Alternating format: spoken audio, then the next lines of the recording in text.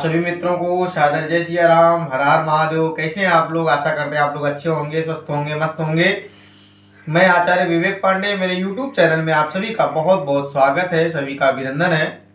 आज हम इस वीडियो में बात करेंगे महाशिवरात्रि के बारे में।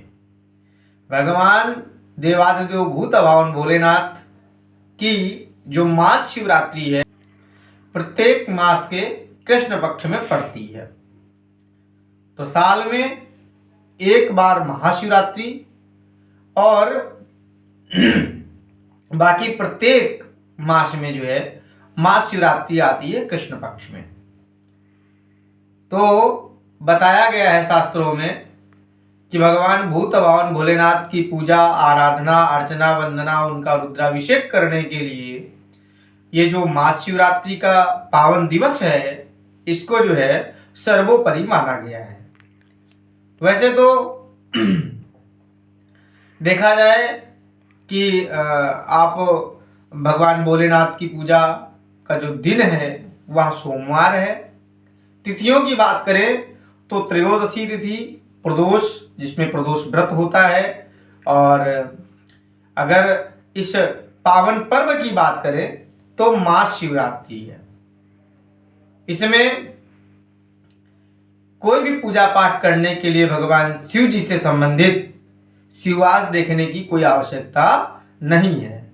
और अगर मास की बात करें तो श्रावण मास में भगवान भूत भावन भोलेनाथ की पूजा अर्चना, उनका अभिषेक करने का, उनका श्रृंगार करने का, किसी भी प्रकार का मुहूर्त देखने का कोई मतलब नहीं है। आप कभी भी बिना मुहूर्त देखे भगवान शिव जी का रुद्राभिषेक कर सकते हैं।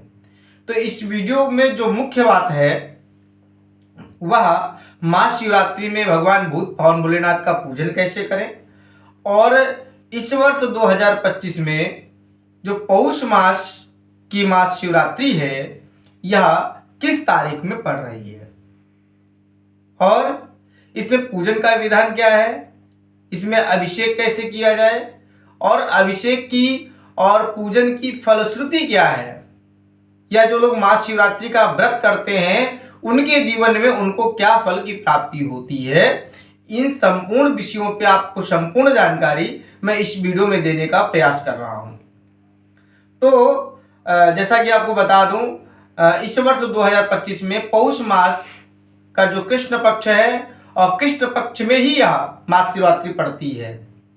तो 18 दिसंबर दिन गुरुवार को महाशिवरात्रि पड़ रही है। इस दिन प्रातःकाल शीघ्रता के साथ में उठ करके और सूर्योदय काल से पूर्व उठने का प्रयास करें। अपने घर के आसपास कोई गंगा इत्यादि नदी हो तो वहां जाकर के जो है स्नान करना चाहिए। और अगर ऐसा संभव नहीं हो पा रहा है तो अपने ही घर में गंगा जल में शुद्ध जल मिश्रित करके जो है उस जल से स्नान करना चाहिए। हर हर गंगे नमामि गंगे, हर हर महादेव का उच्चारण करते हुए आपको स्नान करना चाहिए। और साफ सुथरा स्वच्छ कपड़े पहन करके अपने घर के जो पूजन कक्ष है, पूजन कक्ष में आकर के सुंदर सा आसन बिछा करके बैठ जाना चाहिए। और अगर अपने घर में नर्मदेश्वर हैं या पारेश्वर हैं या अपने घर के आसपास कोई शिव मंदिर है तो वहां पर अपने पास जो सामग्री है, सफेद चावल ले लें। चावल टूटा हुआ बिल्कुल नहीं होना चाहिए। चावल ले लें, इत्र ले लें, भस्म ले लें, पीला चंदन ले लें। बाकी तो शिव जी को क्या प्रिय है वो आप लोगों को पता ही है। जैसे भांग, धतूरा, दूर्वा, विजया यानी कि भांग जिसको हम लोग बोलते हैं, मंदार, और भस्म ले लें, अभ्रक ले लें, धूप दीप ले लें। जो स्नान की, क्योंकि भगवान शिव जी को स्नान अति प्रिय है, ठीक है। तो दूध, दही, घी, चीनी, शहद, ये जो स्नान के पदार्थ हैं इनको भी आप एकत्रित कर लें। और अगर ये सब संभव नहीं हो पा रहा है तो अगर सिर्फ गंगा जल से भगवान शिव जी को स्नान कराएंगे तो उसका भी बहुत अनंत गुना जो है लाभ शास्त्रों में बतलाया गया है। तो इस तरीके से भगवान शिव जी के पास में घी का दीपक जलाना चाहिए और अक्षत और पुष्प लेकर के देवादिदेव भूत पावन भोलेनाथ का पूजन करना चाहिए और दूध, दही, घी, चीनी, शहद, गंगा जल इत्यादि से स्नान कराना चाहिए। भगवान को सुंदर सा भस्म लगाना चाहिए, तिल अर्पित कर देना चाहिए। सप्तधान्य जिसको हम लोग सतंजा बोलते हैं, 7 प्रकार का अनाज होता है, वह भी भगवान शिव जी को अर्पित करें।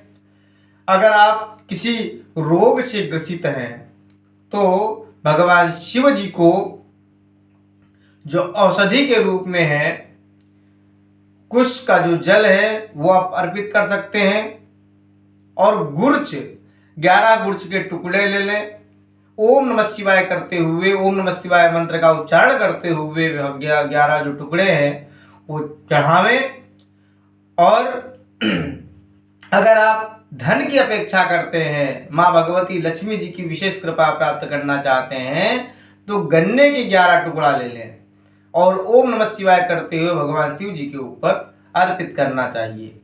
अगर आप किसी भी न्यायालय में कोई मुकदमा आपका पड़ा हुआ है या आपका विद्यार्थी जीवन है, उसमें आपको अपनी प्रगति करनी है या अपनी नौकरी में आपको तरक्की और उन्नति प्राप्त करना है, तो आपको जो है भगवान शिव जी को विजया चढ़ानी है।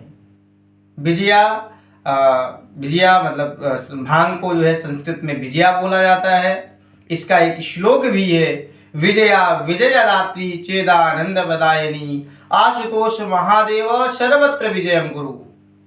तो आशुतोष जो अवढर दानी है, अवढर दानी का मतलब है जो जुबान से ढरक जाए उसको शिव जी प्रदान करने वाले हैं।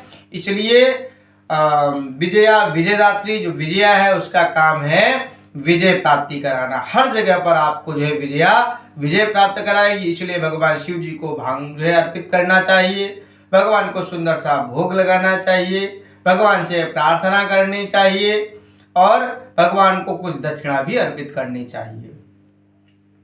संतान प्राप्ति के लिए और घर में हर प्रकार की सुख शांति समृद्धि प्राप्त करने के लिए यह जो महाशिवरात्रि का पावन व्रत है इसको आप सभी लोग कर सकते हैं।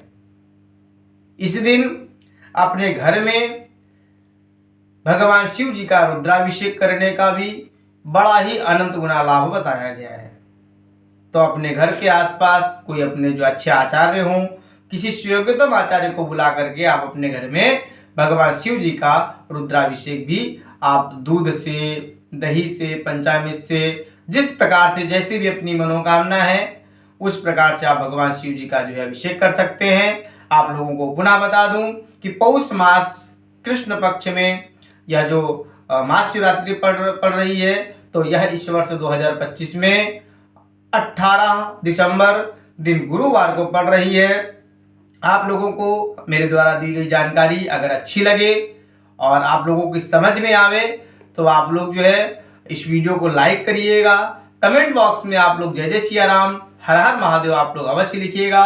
और जिन लोगों ने अभी तक जो है हमारे चैनल को सब्सक्राइब नहीं किया है तो आप लोग चैनल को सब्सक्राइब करके बेल आइकन अवश्य प्रेस कर दीजिएगा ताकि कोई भी जानकारी हो सबसे पहले आप तक पहुंच सके। इसलिए आप सबके जीवन में भगवान भूत पावन भोलेनाथ की कृपा सदैव बनी रहे। आप सभी को पुनः सादर जय सिया राम, हर हर महादेव।